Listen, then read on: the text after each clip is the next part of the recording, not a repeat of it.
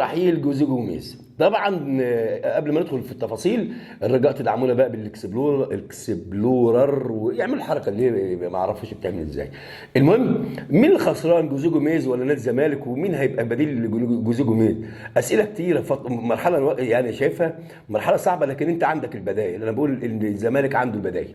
يعني واحد زي طارق مصطفى، واحد من المدربين الواعدين طالعين وشخصيته قويه، وانا شايف ان البديل موجود. بالعكس، يعني شفنا علي ماهر مع المصري، ليه مش ياخد فرصته؟ ياخد فرصته، واذا نجح يكمل. بالعكس، نادي الزمالك. واتمنى بقى الاداره، لان هو مشي عنده حق. انا كمدرب عايز لعيبه معينه، ما جبتهاش خلاص، ما دفعتيش فلوسي خلاص، فده حقه. لكن هو عمل، وبنقول له شكرا على ان اذا كان هيكمل، شكرا انك هتكمل. ما مشيتش برضه شكرا، لان انت قضيت فتره وعملت كره حلوه وعملت نتائج ما نقدرش ان بالعكس ننكرها، وكونفدراليه وسوبر افريقي. لا بالعكس، فانا بقول